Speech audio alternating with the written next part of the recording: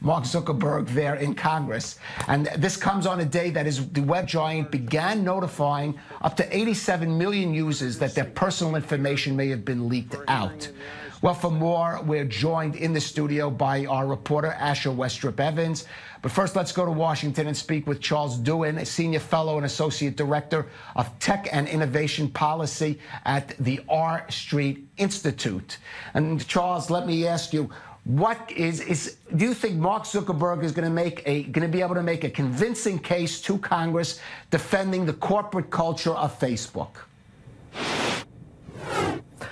Hi, and thanks for having me on. I think that Mark Zuckerberg is going to make the best case he can. He has been prepping for weeks, is my understanding. He's going to be very apologetic. We saw in the statement that he provided that the first thing he says is that he's sorry for what happens. He thinks they need to do better. Now, the question is going to be what he asks Congress to do in order to make that happen. Facebook has said that they're open to regulation. It's likely that they're going to support certain legislation such as the Honest Ads Act. And I think legislators are going to have to think seriously about the proposals that Facebook is making, whether or not they're good as a response to what Facebook has done, but also whether or not they're good as measures that affect potentially the entire internet economy, not just Facebook. There are a lot of other companies out there that could be affected by whatever comes out of these hearings or whatever legislation Congress passes in response to Facebook's activities. And that's going to be incredibly important for the members of Congress to be thinking about as they go into these hearings. And joining us here in the studio is I-24 News economy correspondent Asher Westrop Evans. Asher, thank you for being with us. Let's talk about everyday people. We're hearing reports that 47,000 Israelis may have been affected. One of them may be me. Yeah, I have a Facebook account, so do you. We're friends on Facebook. What should we do? Something different? Should we stop using this at all? Look, Jonathan, I mean, it's an international problem that we're dealing with here, and this is not isolated to any particular country, to any particular region. Facebook has 2 billion active users, a truly international reach of an almost governmental scale. As you're right, this doesn't affect users simply in North America, but around the world, which is why regulators in the US are looking to make moves to try and embrace some more European-style data policies that are focused more on the consumers, more on consumers particularly rather than the more big business approach that has been seen and popular in the US. And there's been a bit of an awakening in the US, importantly, but also around the world about what these companies might be doing with our private data and how better we can look after our data into the future. Now back to Charles Duin in New York, and what do you think their Congress members will ask Mark Zuckerberg to do to make sure there's that such a major leak does not happen anymore?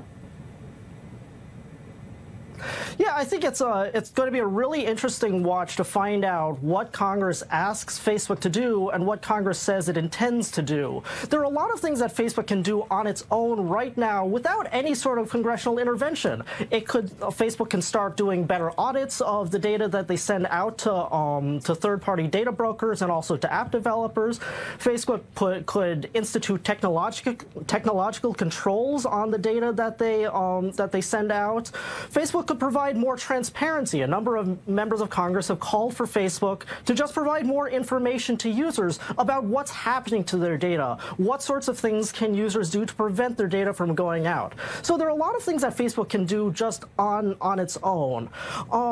There are also a lot of things that members of Congress could do to ensure that Facebook does this, but those could affect other companies. And there are a lot of other companies that could potentially be affected by any sort of legislation. Companies that look very different from Facebook. Wikipedia is actually a great example. They're a non-profit organization, but they accept all sorts of user-contributed content in the same way that Facebook does. So what that means is that if you start regulating Facebook as a for-profit company, but apply those same regulations to a company like Wikipedia, you might end up with unexpected or potentially problematic consequences for the overall internet community. So I think that members of Congress are definitely going to be looking at what they can do about Facebook, but they should also be cognizant of what they will potentially be doing to other companies. Now, Asher, let's pick up on Charles's point, but go into more specifics on the kinds of things Mark Zuckerberg will be saying to Congress to try to forestall them perhaps passing new regulations as opposed to self-correcting moves that his company will make. Exactly right. And came out, Congress released the pre-written statement that Mark Zuckerberg will be reading at tomorrow's hearing. They released it just yesterday, in which they stated some very specific goals that Facebook has, such as removing developers' access to data after 3 months of no use, reducing data given to apps when you approve apps, third-party developer apps, requiring developers to sign contracts with strict limitations, and shutting down feature links that link mobile phones to profiles, things like this that have been used in the past to link user data to create these vast big data networks. So something that Facebook is specifically targeting these specific goals so far. Whether that will be enough to appease Congress and people generally who are upset about the current state of regulatory affairs remains to be seen. Well, Charles, again, now I want to pick up on Asher's point, because I have been reading commentary of people saying, why doesn't the U.S. simply go over to the model that some European countries have been following, making regulations tougher on web companies like Facebook? Is there an argument against that?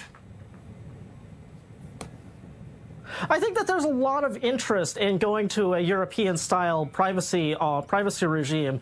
The argument against it is that, again, it affects a lot of companies besides just Facebook. It would be easy to say, Facebook, you have to do X, Y, and Z in order to protect privacy. But Congress isn't really a body that can say, Facebook, you do that. It has to say, every internet company, you are required to do this. Now, there are alternatives. The Federal Trade Commission, for example, can investigate unfair or deceptive practices. They already deemed Facebook as engaging in potentially problematic practices when it broke certain promises in 2011. They put Facebook under a consent decree. The Federal Trade Commission is, as a result, a very interesting possibility for trying to deal with some of these problems and making sure they don't happen in the future, but directing that action at the company itself rather than at internet companies overall.